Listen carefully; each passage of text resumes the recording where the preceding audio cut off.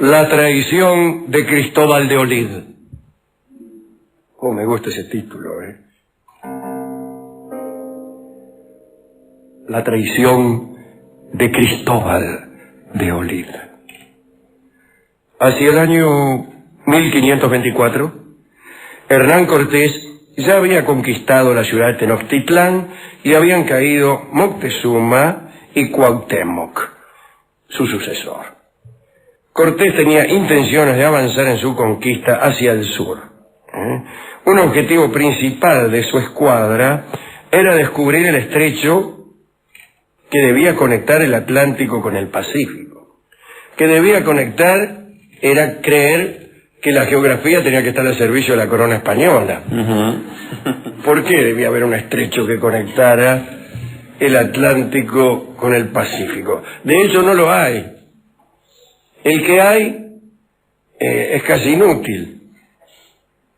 Hay un estrecho cuando ya hemos recorrido miles de millas marinas, y cuando faltan 200 kilómetros para dar la vuelta. ¿Para qué queremos el estrecho ahí?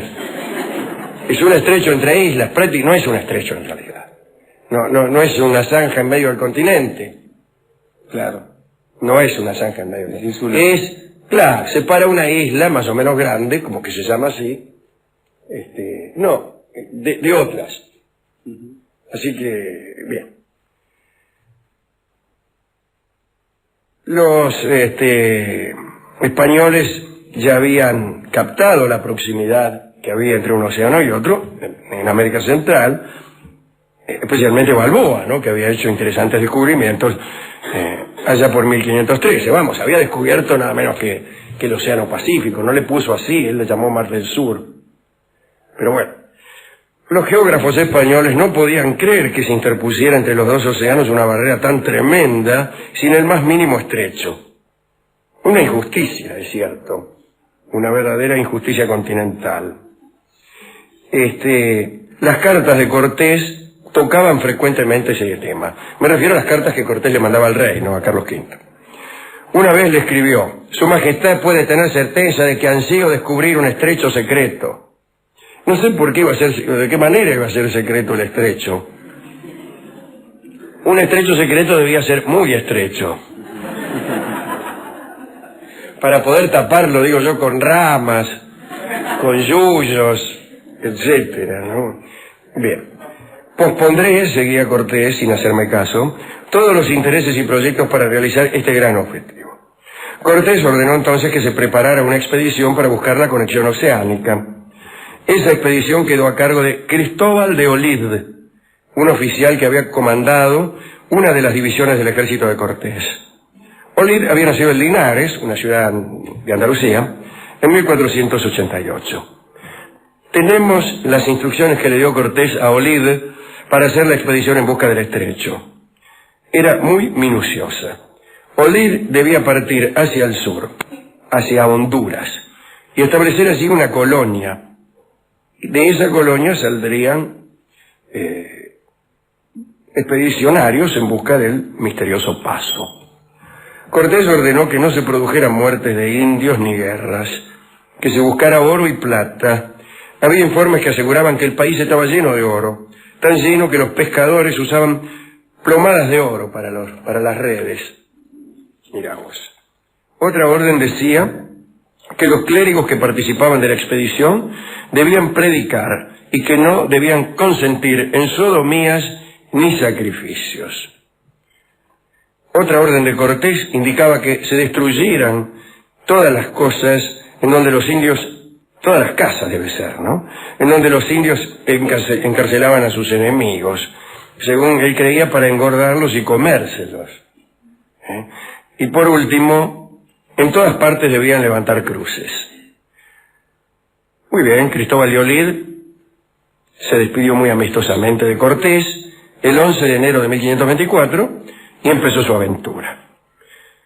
Anduvo primero por tierra hasta el Golfo de México, es decir, no marchó hacia el sur. Bueno, y de allí navegó hacia La Habana. Bueno, así, claro, ¿cómo iba a encontrar el estrecho? ¿Dónde iba a encontrar el estrecho? En medio del mar. En La Habana hizo una escala y de ahí efectivamente fue a Honduras. A partir de entonces, empezó a importarle cada vez menos encontrar un paso entre los dos océanos. Resulta ser que en la travesía Cristóbal de Olid se hizo amigo de un hombre llamado Pedro de Briones, que iba en su compañía como maestre de campo.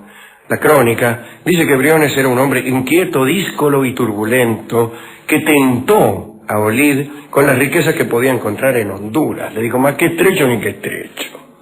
Le dijo además que esas riquezas podían ser suyas, que no tenía por qué entregárselas a Cortés. ¿Qué Cortés ni Cortés?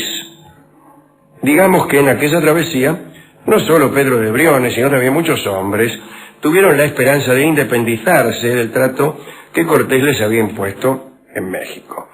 Y Olid los tentó con esa independencia, tanto como con el oro. Olid entró en el litoral hondureño, dispuesto a traicionar a cualquiera y quedarse con lo que encontrara. La expedición de unos 160 añatos padeció problemas que todos estamos conjeturando. Anduvieron por el barro, se le hundían los caballos, les agarró el paludismo, había unos mosquitos del tamaño de mistos jauleros, y especialmente en una costa que pasó a llamarse Costa de los Mosquitos. Olid estableció una colonia en un lugar llamado Naco, dijo que era una jurisdicción independiente y se proclamó ahí nomás gobernador. Dice, a partir de este momento soy el gobernador. Creyó que su distancia de México le permitiría quedarse allí con tranquilidad. Cortés, mientras tanto, esperaba noticias. Pasó casi un año y nadie le decía nada, nadie le daba resultados de estrechos descubiertos ni de oro. Supo al fin que había sido traicionado. Un hombre llamado Gonzalo de Salazar, que había participado de la escala de Olid en La Habana, escuchó cómo se empezaba a fraguar la desobediencia y viajó hasta México para alcahuetearle a Cortés. Cuenta nuestro querido amigo Bernal Díaz del Castillo, ¿no?, que Cortés le ordenó a su primo Francisco de las Casas que buscara a Cristóbal de Olid y lo llevara engrillado hasta México. Dice, anda, buscámelo anda hasta Honduras, buscámelo a Cristóbal de Olid y tráemelo acá engrillado. Francisco de las Casas viajó con una tropa, pero no le fue bien. Naufragó y cayó él mismo en manos de Olid. Lo que son las cosas, ¿no? Otro hombre, ya no enviado por Cortés, sino directamente por la corona, que se llamaba Gil González Dávila, también cayó preso cuando intentó romper aquel pequeño estado que había formado Cristóbal de Olid.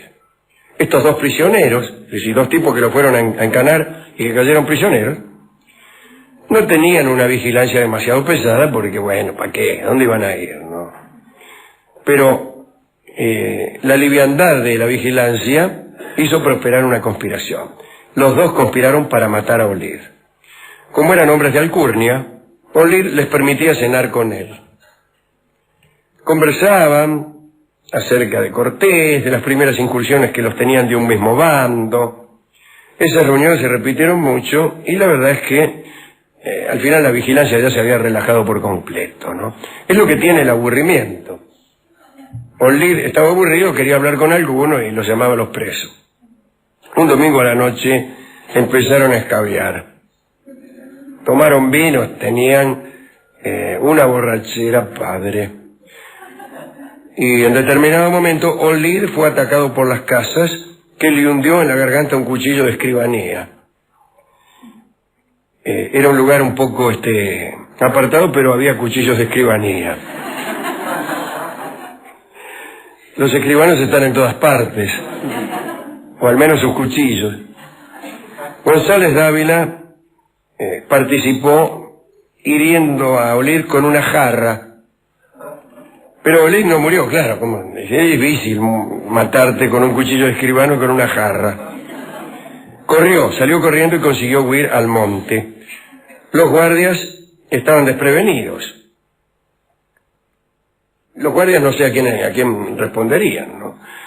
El caso es que, ahora les digo a quién respondían. Las Casas y Dávila, que se hicieron la misma pregunta, amenazaron de muerte a todo el mundo, y los hombres de Olid no reaccionaron. Francisco de las Casas y González Dávila se hicieron dueños del lugar y los guardias aceptaron las órdenes de estos tipos, lo mismo que habían aceptado las de Olid. Poco más tarde ordenaron la pena de muerte a cualquier persona que supiese de Olid y no dijera dónde estaba.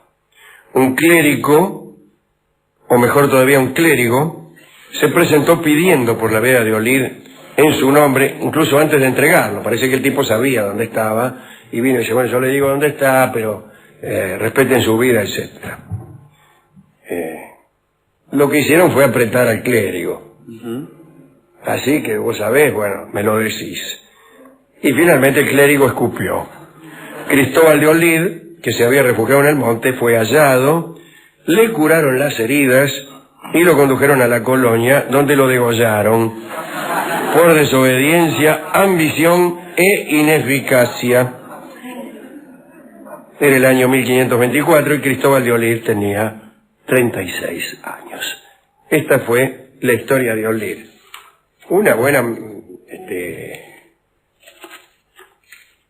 moraleja edificante sería que si tenés dos hombres prisioneros, conviene que no bebas mucho con ellos, porque podrían aprovechar tu esbornia para asesinarte con un cuchillo de escribano. Pero no me parece muy elegante. La moraleja es efectiva, pero no elegante. La moraleja tiene que tener algo de vaivén.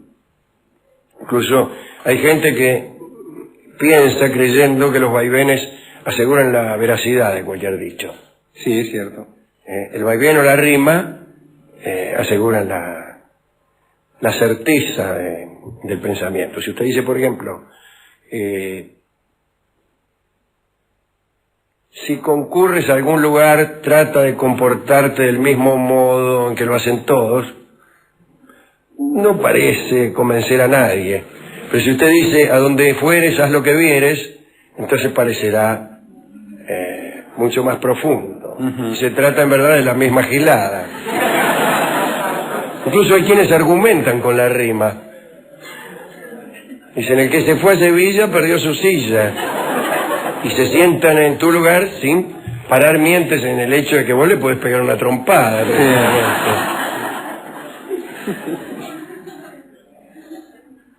Bien, pero esto es una consideración de otra índole. Si todo esto que acabo de decir lo dijera yo de un modo rimado, ustedes creerían mucho más en eso. Hemos ido ¿usted quiere hacer alguna dedicatoria? Qué historia difícil para encontrar uno, Alejandro. Son todos traidores, Batilán, alcahuete, claro. Pero me venía gustando el clérigo, que tuvo una buena voluntad. Claro, que ni su nombre ha quedado. Claro, y ¿sabe qué? A los que inmerecidamente han sufrido traiciones, ya que de traiciones se habla. Sí, claro. Bueno. Sí, a las víctimas de traiciones en general. Hemos ido a la discoteca y el discotecario se impresionó mucho con la borrachera de Olid. Después creo que en realidad lo único que oyó, eso es lo que pasa, ¿no? Y nos dio inmediatamente el tango Esta noche me emborracho. Lo escucharemos en la estupenda versión de Charlo.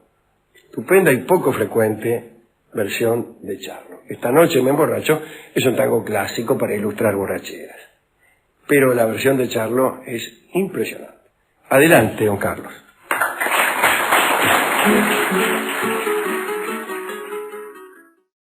El viernes que viene sí va a haber programa, el lunes también y todos los otros días. Quizá el viernes hagamos un radiocine, si es que tenemos suerte. Vamos a ver, a ver si podemos hacerlo en el Margarita Sirgo. Hoy hablaremos, accediendo a pedidos de los oyentes, de algo de lo cual hemos hablado alguna vez, aunque compartiendo el tema con otros asuntos, y es el teatro japonés. Los primeros datos que nos llegan acerca del teatro en Japón provienen del siglo VII después de Cristo.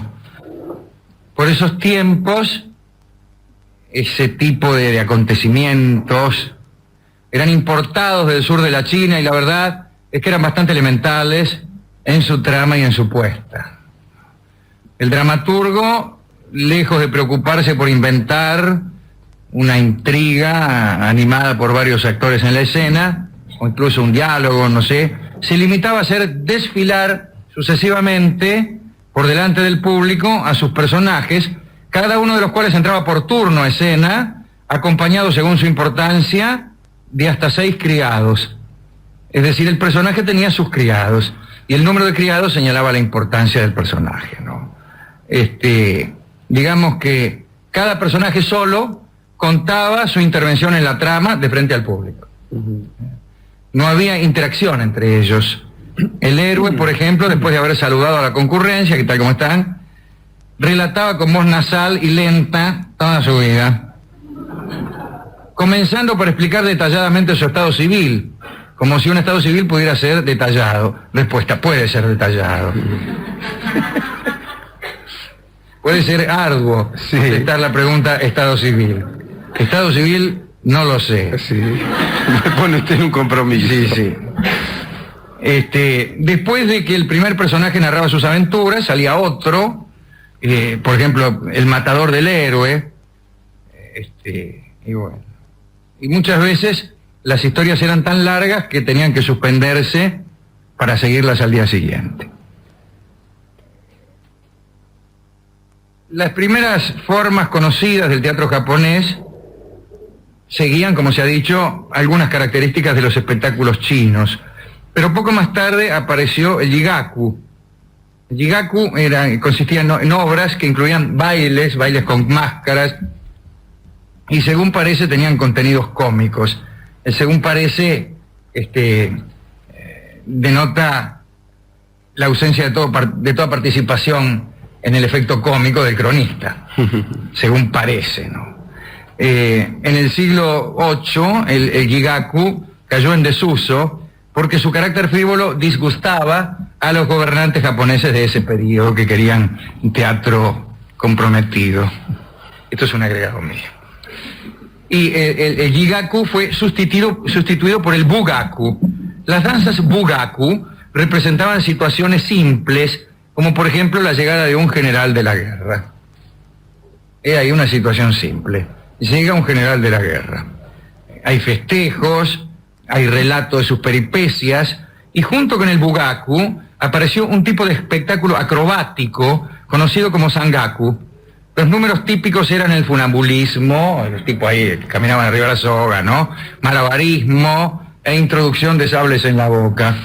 Es decir, cuando uno veía a alguien ambulando sobre una soga o haciendo destrezas de malabar o introduciéndose sables en la boca, uno tenía la certeza de hallarse en presencia del espectáculo conocido como sangaku. Ahora bien, siglos más tarde, alrededor del siglo XIV aproximadamente, surgió uno de los mayores logros artísticos teatrales de la humanidad. El género no, el teatro no. Sus obras incluían danzas solemnes, cuyo objetivo era sugerir las emociones más profundas del personaje principal. Los diálogos estaban escritos en la lengua poética de los clásicos japoneses. A menudo el programa también contaba con representación de farsas, kyogen se llamaban, cuya característica principal era la de haber sido escritas en lengua coloquial.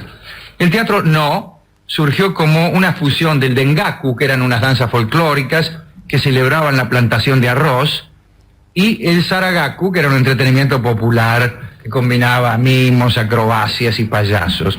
Y fue refinado hasta convertirse en un teatro serio, gracias al dramaturgo Kanami Kiyotsugu y su hijo Seami Motokiyo. Eran, como bien saben ustedes, famosos dramaturgos japoneses, como quien dice Germán Ciclis.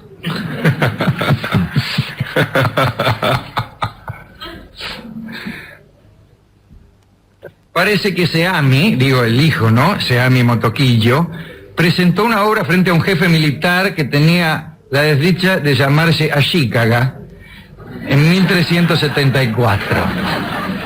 El acento es una elegancia del programa.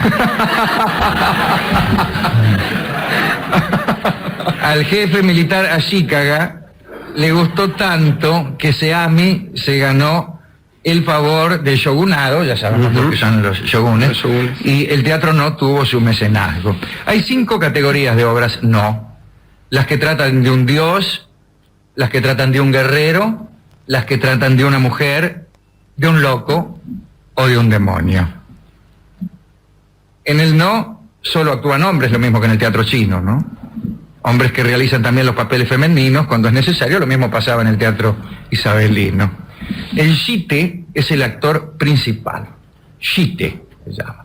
Lleva una máscara tallada en madera, está apoyado por un waki, el actor secundario, ¿no? Los diálogos entre ambos son muy estilizados, a veces un coro canta los pensamientos del shite. El shite habla, pero hay un coro que canta sus pensamientos. Estos pensamientos pueden ser naturalmente contradictorios a lo que el shite diga. Por ejemplo, Parlamento del shite, que le dice al waki, al actor secundario, confío en que siempre me ayudarás. El coro canta, este hombre no me ayudará jamás. Es un recurso verdaderamente extraordinario. Verdaderamente extraordinario. Y que bien podría usarse en el teatro occidental. Imagínense usted tener un actor principal y a modo de conciencia del actor, diría yo, una conciencia numerosa. No un actor que haga de conciencia, el actor que ya sería algo así como el otro yo del doctor Merengue, sino una conciencia numerosa, un coro, que diga los pensamientos secretos. El tipo saluda amablemente a una mujer y dice, este miserable roedor, señora de Kioto, se prosterna ante su belleza y su majestad. Y el coro dice, daría la mitad de mi vida por acostarme con esta gorda.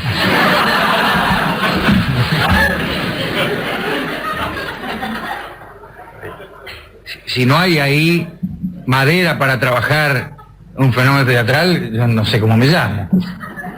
Me gustó mucho la idea. Bueno, el shite actor principal, ya le digo, dice sus parlamentos y el coro canta los pensamientos del shite. El acompañamiento musical, lo proporciona 3 tambores y una flauta, y la obra normalmente termina con una danza solemne, durante la cual el fantasma del personaje principal se desahoga de su angustia o lucha interna. Es decir, no solo están los pensamientos del actor principal, sino el fantasma del actor principal. Es un verdadero festival para psicoanalistas, dramaturgos. El teatro no estuvo influido por los principios del budismo zen, tal como ustedes habrán sospechado. Por tal motivo, su intención tiene poco que ver con el realismo, como también se habrá sospechado. Tampoco posee demasiado conflicto dramático, porque la representación se concentra en evocar la cualidad de lo que se denomina Yugen, la belleza interior que subyace a la superficie. Al estar basado en los principios del Zen, todo destila de su propia esencia. Los movimientos de los actores son pocos y medidos, las propiedades son simbólicas, y el mismo escenario de madera tiene la forma de un altar, desprovisto de todo, donde solo aparece un pino pintado sobre el muro del fondo. El teatro no era el teatro de la mesura. De forma paralela al no, mezcla de este y de las formas citadas al comienzo e importadas de la China, está el llamado teatro popular japonés, que llegó a un grado de sofisticación que vale la pena referir, ¿no? El teatro popular fue el kabuki. Uno de los más importantes dramaturgos fue Chikamatsu Monzaemon, que vivió hasta principios del siglo XVIII. Y vamos a contar cómo era la visita al teatro por esos tiempos. Ya estamos, no en el no, sino en el kabuki, siglo XVIII. Las salas eran grandes construcciones de madera, un solo piso, divididas en cuadrados iguales, que formaban unas especies de palcos para 4 personas, unas cajas. Ahí no había ningún asiento en esas cajas, ¿no? Imagínense un tablero de ajedrez subdividido por pequeñas paredes de 1 metro. Los espectadores japoneses solían ponerse en cuclillas y las familias o los amigos llevaban provisiones e incluso utensilios que les permitían hacer una o dos comidas porque la representación más corta duraba 10 horas. 10 horas.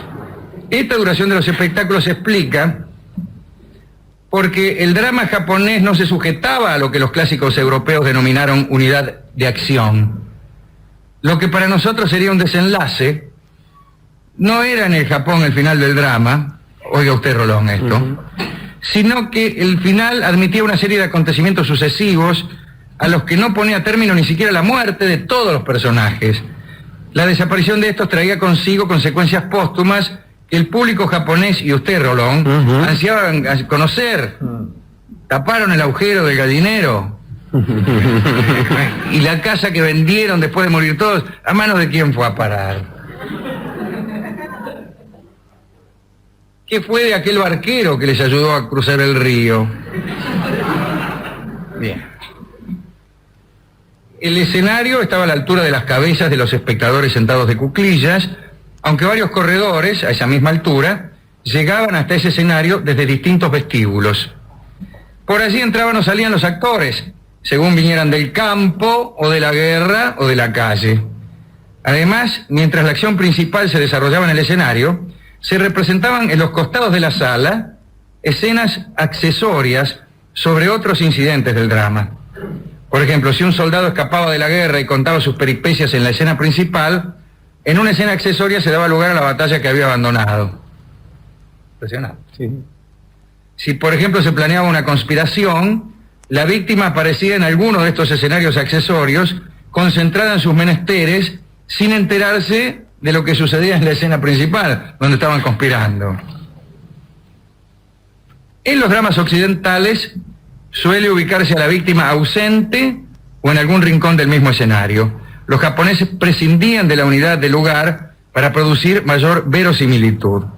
Para los dramaturgos japoneses, esa falta aparente de enlace era la imagen de los incidentes de la vida cotidiana. Bueno, aunque las obras eran extensas, los actores no debían distenderse en ningún momento, ni siquiera cuando su participación era casi imperceptible. Había algunos artilugios mecánicos. En mitad de la representación se veían circular a unos hombres a quienes los asistentes llamaban sombras. Se trataba de unos individuos envueltos en ropas negras, a fin de no distraer la atención. Eran quienes traían o llevaban los accesorios necesarios para la acción, y tenían tal destreza en pasar inadvertidos que los elementos aparecían y desaparecían como por arte de magia, ¿no?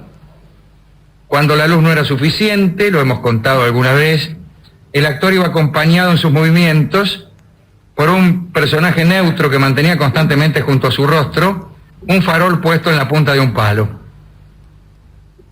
Imagínate que vamos al teatro y el actor principal viene con un ñato, con un ayudante, con un palo, con una linterna en la punta del palo que le alumbra la cara. Efectivamente, un seguidor. Eso es lo que se llama un seguidor. Verdaderamente. Y así cada artista tenía su sombra, que lo seguía paso a paso en todas sus idas y venidas, para que los espectadores pudieran verlo bien. Para terminar, digamos que a pesar de la duración de las obras dramáticas, solo excepcionalmente se recurría a los apuntadores, porque los actores japoneses solían improvisar. Sin embargo, había algunas escenas clásicas que requerían apuntador. Y el apuntador aparecía con un cuaderno en la mano y se paraba al lado del actor y le dictaba. Directamente, y le refrescaba la memoria. Este es el teatro popular japonés, el kabuki. Ya hemos visto el hemos visto el kabuki, y hemos visto también los primeros y elementales experimentos teatrales del Japón del siglo VII, donde aparecían los tipos uno atrás de otro, y soy el héroe, me mataron, y así. Yo creo que se encuentran en el teatro japonés, en todos los teatros orientales, algunas ideas, algunas concepciones, algunas estructuras, algunos mecanismos y unos procedimientos que son de lo más estimulantes y que no deben ser desoídos por el dramaturgo occidental moderno y particularmente por el puestista occidental moderno. El riesgo de la frontalidad, de la mera y servil ilustración del texto, es un riesgo grande y me parece una fuente interesantísima en la que ir a beber el teatro no, el kabuki y otras experiencias orientales que hemos glosado aquí, como el teatro de la India, ¿no? ¿A quién dedicar esta charla? Bueno, a todos los actores japoneses. Algún día hablaremos de una manera de caminar que hay, situando muy bajo el centro de gravedad, arrastrando las patas, medio con las rodillas flexionadas. Eso quiero decir algo. Los actores japoneses caminan así, pero no porque hagan el papel de K. Jordan, no porque es así. Hay que prestar mucha atención a esas cosas, ¿no? Así que le dedicamos esto a todos los actores japoneses, que tienen además la enorme dificultad de tener que establecer sus diferencias a punta de talento únicamente, ¿no? Y nosotros que hemos ido a ver teatro en Japón, pasamos preguntando quién era quién. También le dedicamos esto a Toshiro Mifune, un gran actor japonés al que siempre se quejaba de que le daban papeles de japonés. Pero bueno, lo habían condenado a repetir siempre el mismo papel de japonés, lo mismo que el mismo drama de Sidney Poitier, ¿no? Tenía papeles de negro continuamente y se quejaba de la discriminación que había en Hollywood y de que siempre le daban papeles de negro.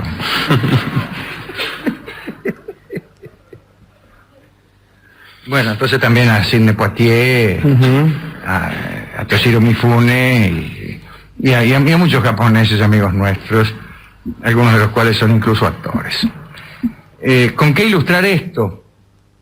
Hay numerosísimos tangos sobre el teatro no, muchísimas canciones, y hoy escucharemos una de ellas, que es la canción, una canción que denota la permanencia del teatro no a través de los tiempos.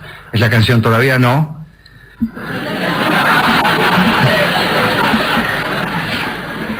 que canta para todos ustedes y para los actores japoneses y para el coro que representa los pensamientos de los protagonistas japoneses, don Edmundo Leonel Rivero.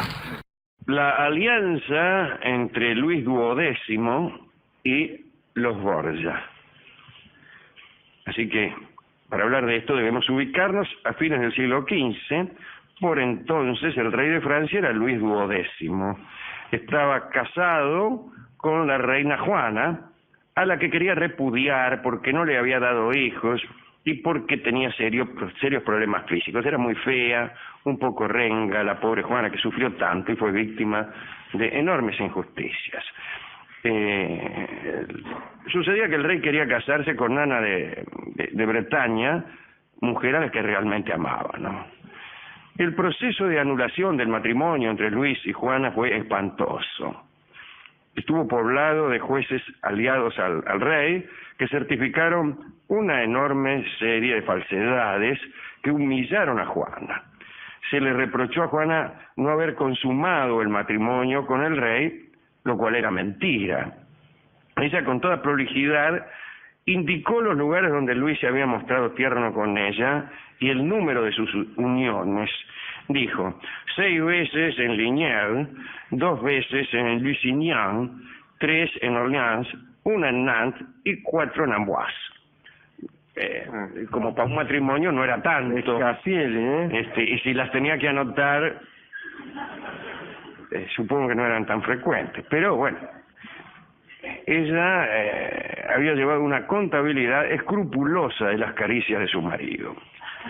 Pero no hubo caso, el rey no vaciló nunca. Cuentan que con la frente perlada de sudor, ya que le daba un poco de vergüenza, extendió la mano sobre el Evangelio, habrá sido la otra, ¿no? Y juró que su esposa nunca había sido su mujer. El 17 de diciembre de 1498 se anunció la anulación del matrimonio. Juana se retiró a un convento donde murió a los 40 años en 1505.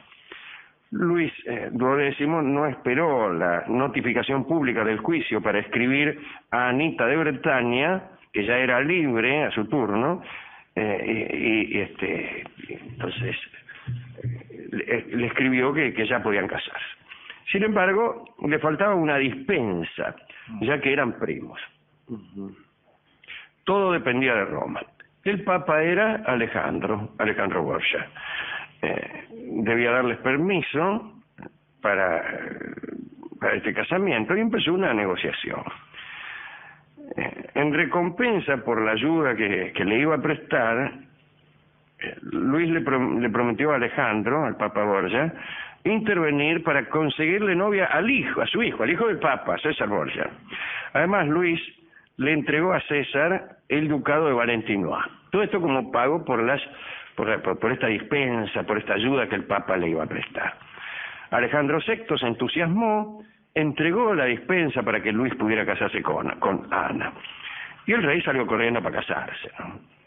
Su boda tuvo lugar en la mayor intimidad en la capilla del castillo de Nantes. Después, los esposos se dirigieron a Amboise y el rey Luis, para cumplir con su promesa, empezó a buscarle una novia a Cesare Borgia, que por su parte ya había ido a Francia para ir entrando en calor. Durante un banquete, en marzo de 1499, Luis puso a César Borgia ante Carlota de Aragón. La idea no disgustó a César, que de ese modo se hacía dueño del reino de Nápoles, pero salió todo mal. Carlota amaba a otro tipo y no le dio bolilla a este pretendiente. Algunos dicen que huyó aterrorizada ante la posibilidad de unirse a un Borgia. Luis XII propuso entonces a Cesare a su sobrina, la hija de Jean de Foix, pero la muchacha lo rechazó. El Papa desesperó al pensar que su hijo se podía convertir en el hazmerreír de la nobleza europea y amenazó a Luis con quitar la dispensa y anular el matrimonio si no le conseguía pronto una novia como la gente a su hijo Cesare. Al final Luis encontró a una, se llamaba Carlota también, y era la hija de Alain de Albret, el duque de Guyena. Carlota era hermosa e inteligente. Era dama de honor de Anita de Bretaña. Alain d'Albret pidió mucho para entregar a su hija. D'Albret es un apellido célebre y real, como que d'Albret era el apellido materno del rey Enrique, que era antes el rey Enrique IV de Francia, que era antes rey de Navarra. Reina de Navarra porque era hijo de Juana d'Albret, y por esa razón rey de Navarra, porque la dinastía de los reyes de Navarra era de los d'Albret, hijo también de Antonio de Borbón, y es el primero de los Borbones, ¿no? Quiere decir que Carlota era tenía una prosapia interesante. Pero el viejo, Alain d'Albret, pidió mucha guita. En realidad estoy diciéndolo mal. Enrique IV y Juana d'Albret son posteriores, pero es la misma familia que después diera los reyes de Navarra y de Francia, ¿no? El caso es que el viejo, quizás sabiendo esto, sabiendo que pronto darían en el trono de Francia los d'Albret, pidió mucho para entregar a su hija a Cesare Borgia. Y entonces las negociaciones se empiojaron un poco. Para facilitar la conclusión del matrimonio, además de guita, Cesare aceptó dar su ducado a la esposa. Le dio el ducado de Valentinois y guita para casarse. Él estaba interesado en hacer familia con una princesa de Francia. También hizo que nombraran a un hermano de Carlota cardenal. Tipo cualquiera, el hermano Carlota, ni cura era. Pero bueno, así era la cosa. Dice, te lo nombramos cardenal a tu hermano, que es viajante comercio, ponele. Y listo, y chao.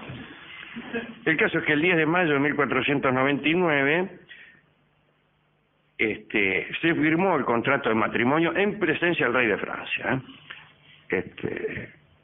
Ahí estaban también otros macanudos, fueron testigos de Césare, sus fieles servidores, Agapito Gerardi y Ramiro de Lorca. Y esa firma implicó también la solidaridad bélica entre Francia y Roma, que además de ser la sede del papado, poseía una estructura secular, que tenía territorios y ejército, etcétera. Pero el casorio fue accidentado, e incluso estuvo a punto de resquebrajarse aquella alianza. Césare hizo a su padre, el Papa Alejandro, el relato de su noche de bodas en una carta en castellano, en la cual se jactó de haber hecho 8 viajes. Un amigo decía algo muy divertido. Pero Césare mentía. En realidad hizo viajes, pero no en ese sentido. Y hemos amenazado con contar esto hace poquito. Las crónicas cuentan que Césare, temiendo alguna dificultad con su matrimonio, había pedido a un boticario algunas píldoras afrodisíacas para asegurarse el ardor y festejar a su dama conforme a lo que se esperaba de él. Pero según cuenta la historia, en lugar de darle lo que le pedía, el boticario, por malicia o por error, le dio unas píldoras laxantes, que por desgracia fueron muy eficaces.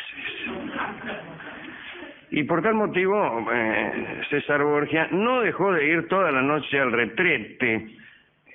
Hasta allí habrán sido sus viajes, según consignaron las damas de compañía por la mañana, ¿no? En cualquier caso, la joven Carlota no hizo mucho caso de aquel accidente, y el casamiento se consumó a toda velocidad en la siguiente jornada. Luis XII suspiró aliviado y quedó muy satisfecho de haber logrado aquella unión. Luego escribió al Papa para felicitarlo por las proezas amorosas de su hijo. Hubo cruces de regalos y por algunos años Césare fue el aliado de privilegio del rey francés, que también disfrutó de su unión con Ana de Bretaña. Fueron felices, pero no por toda la eternidad, porque nada dura siempre. Pero al menos esta historia se detiene aquí, con César lo más contento y el rey de Francia, Luis, también. Linda historia. ¿A quién quiere dedicar esto? Yo al boticario. Ajá. Al boticario que se equivocó. Y a Juana.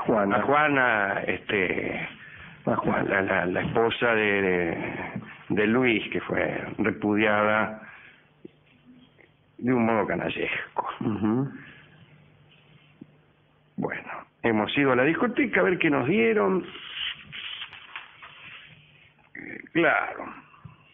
¿Qué me van a hablar de amor? Que es lo que le escribió Césare Borgia al Papa cuando le contó sus 8 viajes. Sí. ¿Y qué me van a hablar de amor? Lo oiremos en solo de piano por su autor, el querido Héctor Stamponi.